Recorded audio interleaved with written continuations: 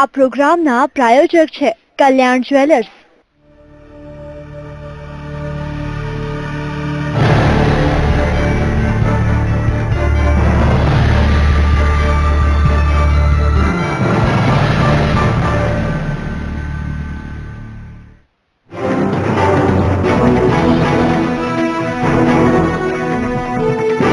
નમસ્કાર, સૌરાષ્ટ્ર ન્યૂઝ સાથે હું નિશિત રાજગુરુ। બુલેટિનની શરૂઆત હેડલાઇન્સ।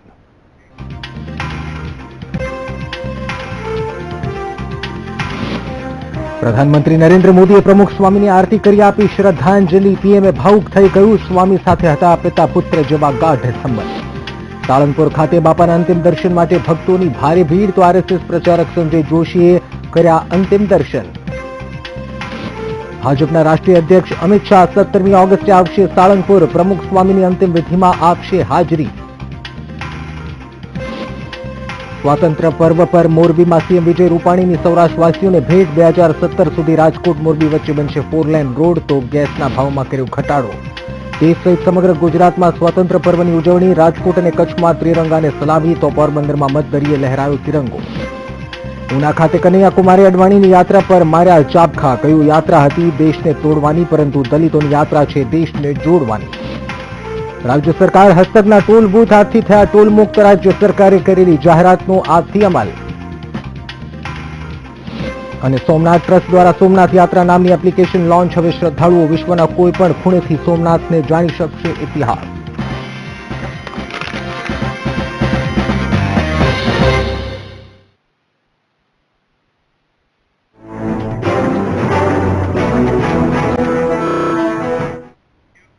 બુલેટિનની શરૂઆત કરીએ સૌથી મહત્વપૂર્ણ અને ગંભીર સમાચાર। ઉનાના સામેતર ગામે દલિતો પર ફાયરિંગની ઘટના બની છે।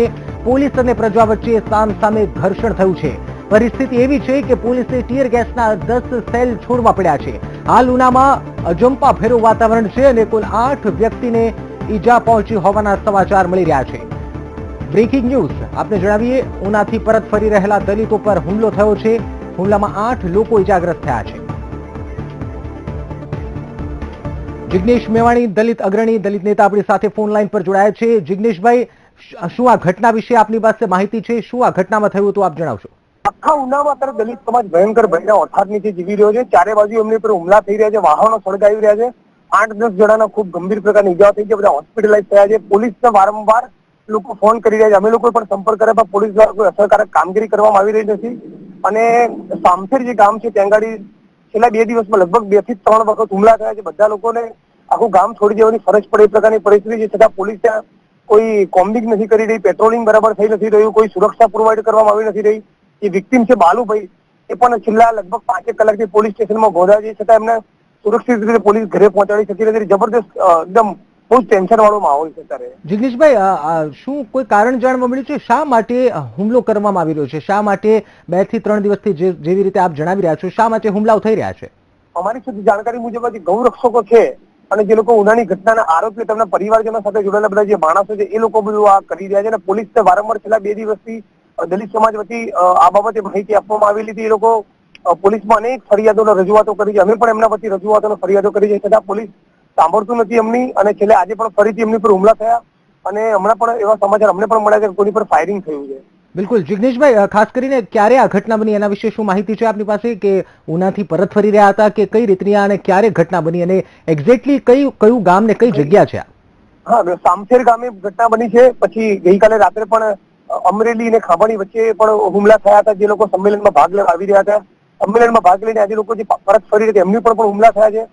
આખી બપોર અને અત્યારે મોડી રાત સુધી હુમલા ચાલુ જ છે।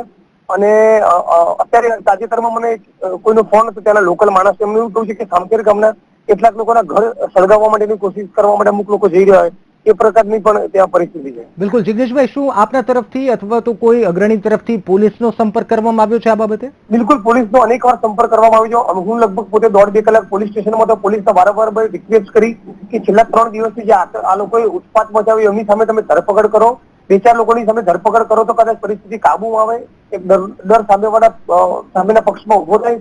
તો પોલીસ દ્વારા એ પ્રકારની કોઈ કામગીરી કરવામાં આવી નથી। બીજી બાજુ જે લોકો પોલીસ સ્ટેશનમાં ગોઠાઈ રહ્યા છે, એમનું એવું કેવું છે કે અમને સુરક્ષા સાથે અમારા ગામોમાં જે પહોંચાડવામાં આવી, પણ એની પણ કોઈ કામગીરી થઈ નથી થતી. બધા લોકો પોલીસ સ્ટેશનમાં અત્યારે ગોંધાયેલા છે છેલ્લા લગભગ 4-5 કલાકથી. બિલકુલ જિગ્નેશભાઈ, જે રીતે આપે પહેલા જણાવ્યું કે કદાચ એ શક્ય બને કે ગૌરક્ષક જે હતા, ઉનાની જે ઘટના બની એના પરિવારજનો હોઈ શકે, એટલે શું આપ પાકી માહિતી છે આપની પાસે કે આવા પ્રકારનો હુમલો આ વ્યક્તિઓ દ્વારા કરવામાં આવ્યો છે કે આપને સમાચાર મળ્યા છે? હા, એટલે વિક્ટીમ ફેમિલી જે બધા છે એ લોકોનું, અને જે લોકો ગઈકાલે હોસ્પિટલમાં ગયો હતો ત્યારે પણ એ લોકોને એવું કહ્યું કે ગાડીઓની પાછળ એ લોકો સંતાયા હતા.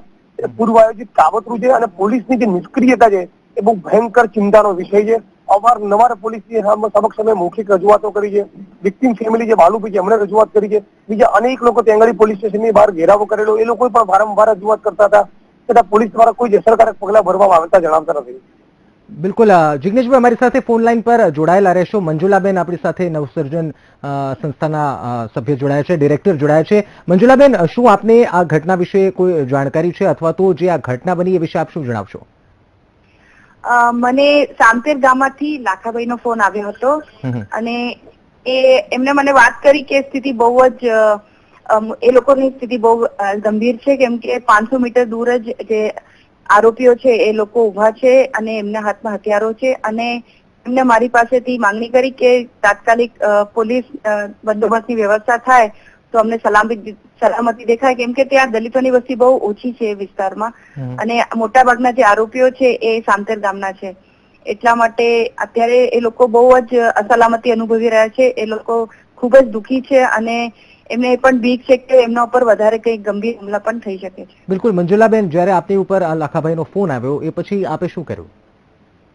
અમે તરત જ ઇન્સ્પેક્ટર જનરલ જે છે રેન્જ ત્યાંના શશિકાંત ત્રિવેદી, ત્યાંના ડીએસપી, એ બધાની જોડે વાત કરી છે. પોલીસ કંટ્રોલમાં પણ ઇન્ફોર્મ કર્યું છે, એટલે પોલીસને ત્યાં વ્યવસ્થા માટે જણાવ્યું છે, અને અત્યારે પોલીસ ત્યાં પહોંચી ગઈ છે અને ત્યાં કંટ્રોલમાં લાવવા માટે એ બધી મહેનત કરી રહી છે. મંજુલાબેન, આપને જ્યારે આ ફોન આવ્યો લાખાભાઈનો, શું સમયે આ ફોન આવ્યો, શું આપ કહી શકશો? મને ફોન આવ્યો તો 6:45 વાગે. 6:45 વાગે. હાલની સ્થિતિ વિશે મંજુલાબેન કોઈ આપની પાસે જાણકારી છે? કારણ કે 6:45 વાગે આપની ઉપર ફોન આવ્યો, લગભગ પોણા કલાક જેટલો સમય વીતી ગયો છે. શું આપની પાસે કોઈ જાણકારી છે કે પોલીસ પહોંચી અથવા તો ત્યાંની સ્થિતિ હાલ કેવી છે? મેં ફરી લાખાભાઈને કોન્ટેક્ટ કરવાની કોશિશ કરી, પણ એ ફોન ઉપાડતા નથી, એટલે મને બહુ ખબર નથી. પણ મેં બીજી માહિતી જાણી છે કે જે ફરિયાદી વશરામભાઈ છે, એમના પિતા બાલુભાઈ, એ બધા પણ પોલીસ સ્ટેશનમાં છે, કેમ કે હજુ સુધી ઘર સુધી જઈ શકતા નથી. એટલે અત્યારે પોલીસ વ્યવસ્થા થઈ રહી છે, બંદોબસ્ત થઈ રહ્યો છે, જેનાથી એ લોકો પોતાના ગામ મોટા સમઢિયાળા જઈ શકે. બિલકુલ મંજુલાબેન, અમારી સાથે ફોન લાઈન પર જોડાયેલા રહેશું. જિગ્નેશભાઈ, દલિત નેતા આપણી સાથે જોડાયેલા છે. જિગ્નેશભાઈ, ખાસ જે રીતે નવસર્જન સંસ્થાના ડિરેક્ટર હતા મંજુલાબેન, તેમણે જણાવ્યું કે 6:45 વાગે આસપાસ તેમને લાખાભાઈ કરીને જે વ્યક્તિ છે સામતેર ગામના, તેમણે ફોન કર્યો હતો. શું આપને આ વિશે કોઈ જાણકારી છે હાલની સ્થિતિ વિશે? કારણ કે લગભગ પોણા કલાક જેટલો સમય વીતી ચુક્યો છે. અમને આ પ્રકારના સમાચાર બપોરના 12-1 વાગ્યાથી મળી રહ્યા છે. 12-1 વાગ્યાથી ઉના પોલીસ સ્ટેશનની બહાર ટોળું જમા થયેલું છે. એ લોકો ત્યારથી લઈને અત્યાર સુધી છેલ્લા 6-7 કલાકથી પોલીસને રિક્વેસ્ટ કરી રહ્યા છે, તમે અમને સઘન બંદોબસ્ત પૂરો પાડો, અમે અમારા ગામોમાં સુરક્ષિત રીતે પાછા જઈ શકીએ એ પ્રમાણેની ગોઠવણ કરો, 2-4 આરોપીની ધરપકડ કરો, જેથી જે લોકો હુમલા કરી રહ્યા છે એમાં થોડી દહેશત ઉભી થાય. એ છતાં પોલીસ દ્વારા કોઈ જ કામગીરી કરવામાં આવી નથી રહી, એટલે પોલીસ આના માટે સંપૂર્ણપણે જવાબદાર છે. બિલકુલ જિગ્નેશભાઈ, ખાસ એ પણ જાણવા માંગીશું, આપ દલિત અગ્રણી છો, દલિત નેતા છો, ઉનામાં હાલ કેવી પરિસ્થિતિ છે? કારણ કે એક જાણવું ખૂબ જ જરૂરી બની જતું હોય છે જિગ્નેશભાઈ, કે જ્યારે આવા પ્રકારની કોઈ ઘટના બને ત્યારે બીજો કોઈ અનિચ્છનીય બનાવ ન બને તે માટે કેવો હાલ ત્યાં વાતાવરણ છે, અને આપના દ્વારા શું પ્રયત્ન થઈ રહ્યા છે? અમે તો પોલીસનો વારંવાર સંપર્ક કર્યો. પોતે પોલીસ સ્ટેશનમાં લગભગ 1.5 થી 2 કલાકો તો કન્સર્ન પોલીસ ઇન્સ્પેક્ટર સાથે વાત કરી, બીજા પણ ઉપલી અધિકારીઓ સાથે સંપર્ક કરવાનો કોશિશ કરી છે. અનેક લોકો ફોન કરી રહ્યા છે, અનેક લોકો જોડે એસપી અને રેન્જ આઈજીના ફોન કે બધા જ ચારે બાજુથી ટ્રાય કરી રહ્યા છે, છતાં પોલીસ દ્વારા સહેજ પણ આમાં કોઈ કામગીરી કરવામાં આવી રહી નથી. એટલે આખો માહોલ, આખો ઉનાની અંદર અત્યારે પરિસ્થિતિ ભયંકર તંગદિલી ભરી છે, અને આખો દલિત સમાજ ત્યાં ભયના ઓથાર નીચે જીવી રહ્યો છે. બિલકુલ જિગ્નેશભાઈ, ખાસ એ પણ આપની પાસેથી જાણવા માંગીશું કે જે લોકો ઇજાગ્રસ્ત થયા છે, શું આપને કોઈ જાણકારી છે કે કેટલા પ્રમાણમાં લોકો ઇજાગ્રસ્ત થયા? ગઈકાલે રાત્રે હું લગભગ 2:30-3 વાગ્યા સુધી હોસ્પિટલ થાનગઢથી જે લોકો સંમેલનમાં ભાગ લેવા આવ્યા હતા એમની પણ લગભગ 8 જણા ઉપર હુમલો થયો હતો. એક જણાના માથાના ભાગે પાઇપ મારીથી જે લોકો ગાડીઓમાં સંતાયા હતા, પછી અચાનક એમની ગાડી ઉપર હુમલો કર્યો, કાચ તોડી કાઢ્યા, પછી એમના ક્યારેક મોબાઈલ પડાવી દીધા. આજે પણ બીજા લોકો પર હુમલા થાય છે. રાજુલામાં પણ કોઈની પર ગંભીર પ્રકારની ઈજા થઈ છે અને એક માણસ સિરિયસ હોવાનું પણ સમાચાર મળી રહ્યા છે. ટોટલ અમારી જાણકારી મુજબ લગભગ 15 થી 20 જણા હોસ્પિટલાઇઝ હોવા જોઈએ. બિલકુલ, દલિત નેતા છો જિગ્નેશભાઈ, આપ લોકોને, દલિત સમાજના લોકોને શું આપ એક સંદેશ આપશો? કારણ કે જિગ્નેશભાઈ, જે ઘટના બની એ ઉપર અમે પણ દુઃખી છીએ અને એ ઘટના ન બનવી જોઈએ પણ અમે સ્વીકારીએ છીએ અને માનીએ છીએ, પરંતુ આપ દલિત નેતા છો. સંદેશો આપીશું કે શાંતિ જાળવી રાખે. જી બિલકુલ. અને કાનૂનની મર્યાદામાં રહીને જ પોતાનો વિરોધ પ્રદર્શન કરે. પણ અત્યારે દલિત સમાજને સલાહ આપવા કરતા પોલીસને પોલીસને સૂચન કરવાની વધારે જરૂર છે કે તમે તાબડતોબ યોગ્ય કે પગલા ભરો અને એક પણ દલિતના જીવનું જોખમ ઊભું ના થઈ જોવાની જવાબદારી તંત્રની છે. બિલકુલ જિગ્નેશભાઈ, ખાસ કરીને જે આ સમગ્ર ઘટના બની, શું આપ માનો છો કે આવા પ્રકારની ઘટનાઓથી બીજી કોઈ અનિચ્છનીય બનાવ ન બનવો જોઈએ? બિલકુલ જ ના બનવો જોઈએ. અનિચ્છનીય કોઈ પણ બનાવ ના બનવો જોઈએ, કોઈ પણ સમાજોની વચ્ચે ના બનવો જોઈએ. પણ છેલ્લા 2.5 દિવસથી દલિતો પર જે સતત હુમલા થઈ રહ્યા છે એ બાદ પણ તંત્ર હરકતમાં આવ્યું નથી. બહુ ચિંતાનો વિષય છે. બિલકુલ જિગ્નેશભાઈ, ખાસ કરીને પોલીસ દ્વારા જે સંપર્ક સાધવાની વાત છે, કેવા પ્રકારના પ્રયત્ન અને કયા કયા અધિકારીઓને ફોન કરાયા છે? બ્રિજેશ ઝા સાથે પણ વાત કરવાની કોશિશ કરી હતી. એ ફોન એમણે રિસીવ નથી કર્યો. બીજા મિત્રોએ એમની સાથે વાત કરી. અમારી સાથે આઈપીએસ રાહુલ શર્મા સમગ્ર પદયાત્રા દરમિયાન હતા. એમણે પણ બપોરે 1-2 વાર એમની સાથે વાત કરી છે. બીજા અધિકારીઓ સાથે વાત કરી છે. પોલીસ સ્ટેશનમાં અમે લાંબો વખત હતા. બીજા બધા દલિત સમાજના ત્યાં આગેવાનોના કાર્યકરો જે મોજૂદ છે એમણે પણ એમની રીતે સંપર્ક કરવાનો કોશિશ કરી છે. પોલીસને સંપર્ક કરવામાં કોઈ જ બાકી નથી રાખ્યું. બિલકુલ જિગ્નેશભાઈ, શું આપ આ ઘટના સ્થળે અથવા તો જે ઇજાગ્રસ્ત લોકો છે તેની મુલાકાતે આપ જવાના છો? હા, અત્યારે તો મને ત્યાંના સ્થાનિક કાર્યકરો એવું કીધું કે તમને પણ લોકો શોધી રહ્યા છે અને ટાર્ગેટ કરવાની કોશિશ કરી રહ્યા છે. એટલે હું પોલીસ સ્ટેશનમાં લાંબો વખત હતો. પછી ત્યાંથી લોકોએ મને ત્યાંથી નીકળી જવા માટે સૂચન આપેલું. પણ આવતીકાલે અમે ફરીથી અહીંયા ઉના કેટલાક મિત્રો સાથે મુલાકાત માટે આવવાનું વિચારી રહ્યા છે. બિલકુલ જિગ્નેશભાઈ, એક સાધારણ સવાલ એ પણ પૂછવા માંગુ છું. આજે 15 ઓગસ્ટ છે, સ્વતંત્રતા પર્વ છે અને આવા દિવસે જ્યારે દેશને આઝાદી મળી તેવા દિવસે જો આવા પ્રકારની ઘટના બને છે અથવા તો આવા પ્રકારના જે વિખવાદો થાય છે એ વિશે આપ શું કહેશો? બહુ જ મોટી ચિંતાનો વિષય છે. આઝાદીના દિવસે, આઝાદીની આવી સંધ્યાએ, આ પ્રકારની 15મી ઓગસ્ટની સંધ્યાએ દલિતોએ આ પ્રકારના માહોલમાં જીવવું પડે ને ચારે બાજુ એમના જીવનું જોખમ ઊભું થયેલું હોય એ સરકાર માટે બહુ નાલેસી ભરી વાત કહેવાય ને પોલીસે તાબડતોબ આમાં કોઈ પગલા ભરવા જોઈએ. બિલકુલ જિગ્નેશભાઈ, ખૂબ ખૂબ ધન્યવાદ વીટીવી સાથે વાત કરવા બદલ. અમે પણ પ્રયત્ન કરી રહ્યા છીએ કે આપની જે વાતો છે એ તંત્ર સાંભળે અને કોઈ એક્શન લે અથવા તો પગલાં લે. ખૂબ ખૂબ ધન્યવાદ. તો આ હતા જિગ્નેશભાઈ, જે દલિત નેતા છે, જિગ્નેશ મેવાણી, જેમણે જણાવ્યું કે 2.5-3 દિવસથી આવા પ્રકારની સામતેરા ગામે ઘટના બની રહી છે અને એની માટે તંત્ર દ્વારા પગલાં લેવા જોઈએ. જો કે જે રીતે જિગ્નેશભાઈ જણાવ્યું કે અનેક વખત પોલીસનો સંપર્ક કરવામાં આવી રહ્યો છે, પરંતુ તેમ છતાં કોઈ પણ પ્રકારના હજુ સુધી પગલાં લેવાયા નથી. તો મંજુલાબેન પ્રદીપ આપણી સાથે ફોનલાઈન પર જોડાયેલા છે. મંજુલાબેન, હાલની પરિસ્થિતિ વિશે આપને કોઈ માહિતી છે કે હાલ શું ત્યાંની સ્થિતિ છે? કારણ કે જિગ્નેશભાઈ મેવાણી જે છે એ ઘટના સ્થળ ઉપર નથી અથવા તો પહોંચી નથી શક્યા. ફોનલાઈન પર સંપર્ક એમના મિત્રો સાથે છે, પરંતુ આપને શું ખ્યાલ છે કે હાલની ત્યાં પરિસ્થિતિ શું છે? હમણાં જ ફોન આવ્યો લાખાભાઈનો અને એ કહે છે સિચ્યુએશન થોડી કંટ્રોલમાં છે, સ્થિતિ સુધરી રહી છે. એટલે એમનામાં થોડી હિંમત આવી છે, એમનામાં વિશ્વાસ આવ્યો છે કે હવે કદાચ આનાથી કોઈ ગંભીર ઘટના ના ઘટી શકે. મને એવી ખબર છે કે 13મી તારીખથી વાતાવરણ ત્યાં તંગ થયું હતું, કેમ કે ત્યાં બીજી એક રેલી પણ નીકળી હતી, બાઇક રેલી, અને એ પછી પણ થોડું ઉગ્ર વાતાવરણ થયું હતું અને ત્યાં થોડી બોલાચાલી થઈ હતી અને હુમલા પણ થયા હતા એ સમયમાં. એટલે પરિસ્થિતિ વિકટ થઈ 13 તારીખે, એટલે 13, 14 અને 15, એટલે આ 3 દિવસની અંદર જે વાતાવરણ થોડું બગડી ગયું હતું. અને એવા પણ એમને વાત કરી હતી કે ત્યાં અમુક પ્રકારના જે સ્લોગન કહેવામાં આવ્યા હતા, જેની અંદર થોડું ઉગ્ર વાતાવરણ બન્યું છે, કેમ કે લોકો ભાન ભૂલી ગયા કે અમારે શું કહેવું છે, શું સંદેશો આપવો છે, અને ક્યાંક આપણે પણ કાયદા અને વ્યવસ્થાને ભૂલી ગયા અને એવા પ્રકારના શબ્દો ઉચ્ચાર્યા છે જે શબ્દોથી વાતાવરણ વધારે તંગ થઈ શકે છે, એવી મેં વાત જાણી છે લાખાભાઈ પાસેથી. ને એ પોતે એવું કહી રહ્યા છે કે રેલી થઈ, સભા થઈ, પણ અલ્ટિમેટલી અમે તો અહીંયા વધારે પરિસ્થિતિ અમારી વિકટ થઈ છે, અમે મુશ્કેલીમાં મુકાઈ ગયા છે. પણ મને એવું લાગે છે કે હવે સમય છે કે બહુ વિચારીને, બહુ સમજીને કે કઈ રીતે આ આખું જે બનાવ છે હવે એને કઈ રીતે હેન્ડલ કરવું, કેમ કે આ નિર્દોષ લોકો ભોગ બની શકે છે તેમ છે.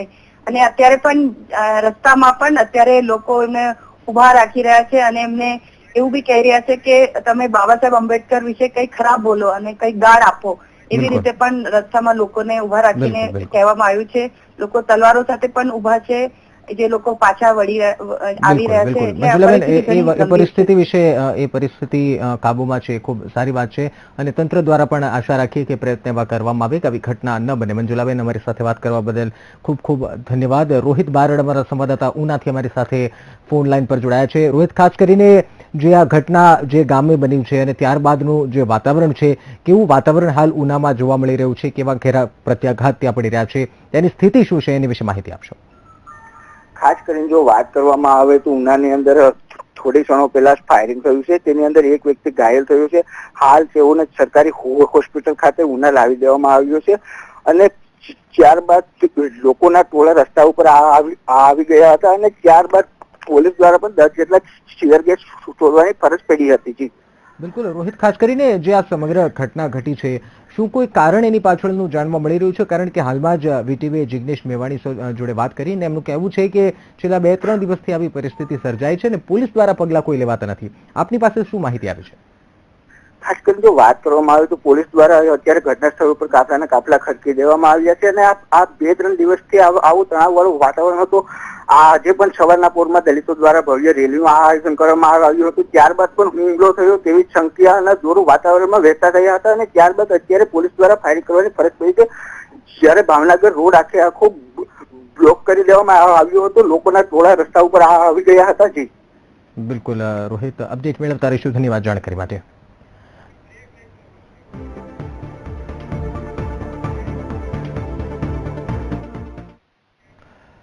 સમાચારોમાં રોકાઈએ એક નાનકડા વિરામ માટે.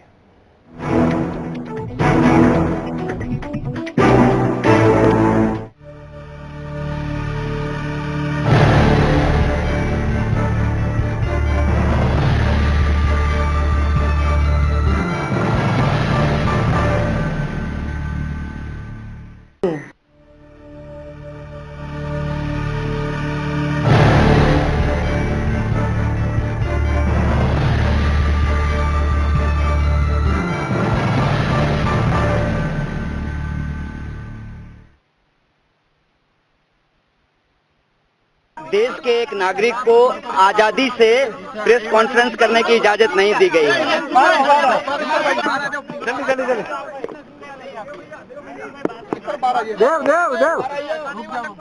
और क्या लगता है आज तो राष्ट्रीय त्योहार है, आपको क्या लगता है राष्ट्रवाद या देश प्रेम, राष्ट्र प्रेम या राष्ट्रवाद, क्या चल रहा है? देखिए, राष्ट्र प्रेम तो बहुत अच्छी बात है।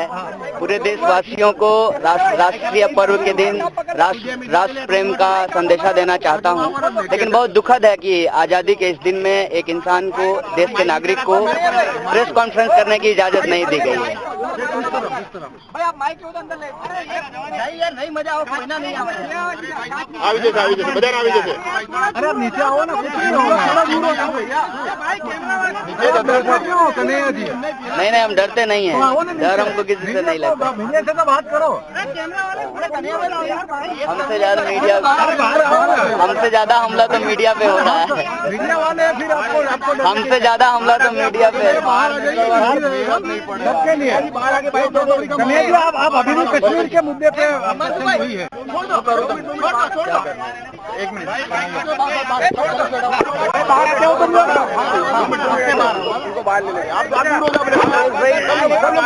तो रुकिए, 5 मिनट तो आपको 2 मिनट तुमने बाहर तुमने परे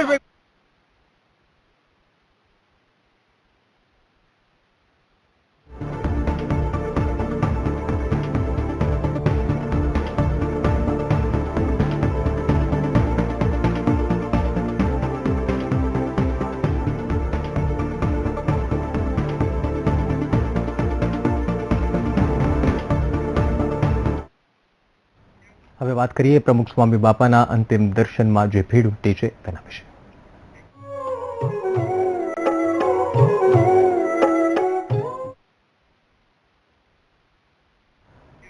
હવે વાત કરીએ નારાયણ નિવાસીને નમો વંદનાની. તો સ્વતંત્રતા દિવસની ઉજવણી બાદ વડાપ્રધાન મોદીએ સાળંગપુરની મુલાકાત લીધી અને પ્રમુખ સ્વામીના અંતિમ દર્શન કર્યા. ત્યારબાદ મોદીએ પ્રમુખ સ્વામીના અંતિમ દર્શન કર્યા.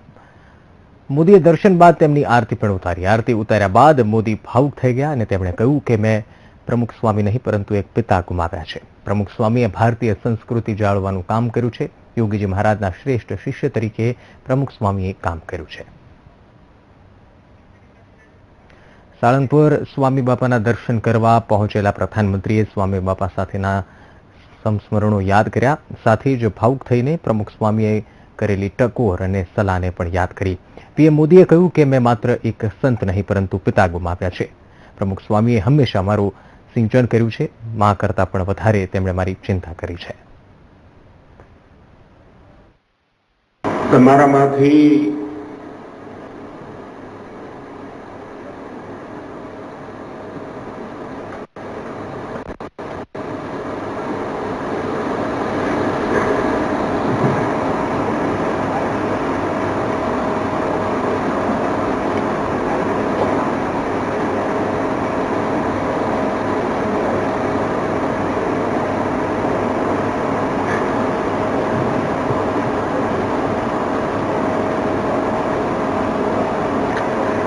તમારામાંથી ઘણા બધાએ ગુરુ ગુમાવ્યા હશે.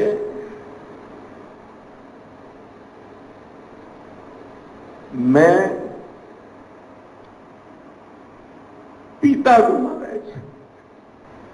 મારા ભાષણો થવા માંડ્યું. હું જાહેર જીવનમાં આવ્યો, રાજકારણમાં આવ્યો, મુખ્યમંત્રી બન્યો તો પ્રમુખ સ્વામીજીને ટાઈમ મળે, પ્રવાસમાં હોય તો મારી પાસે વિડીયો મંગાવે ભાષણની.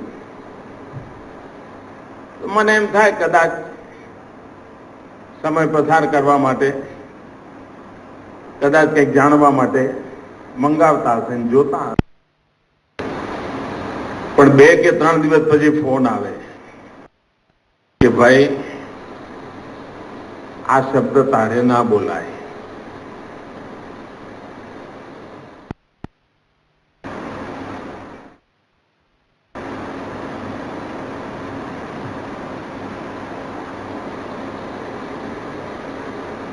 તારે હજુ ઘણા કામ કરવાના છે અને તું આવી ભૂલ કરે છે. 1992 શ્રીનગરના લાલ ચોકમાં હું તિરંગો ઝંડો ફરકાવવા ગયો. 26 જાન્યુઆરી હતી.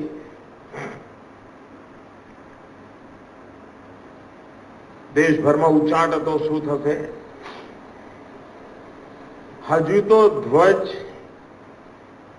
ચડાવીને વિધિ પતાવીને હું એરપોર્ટ પહોંચ્યો. મને 2 ટેલિફોન મળ્યા. પહેલો ફોન પ્રમુખ સ્વામીનો,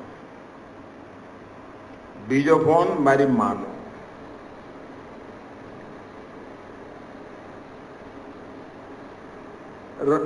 ધ્વજવંદન, શ્રીનગર, આતંકવાદ અને એક સંત. પહેલો પ્રશ્ન, ભાઈ ભગવાન સ્વામિનારાયણ બધું સારું કરશે તો સહી સલામત આવી ગયો.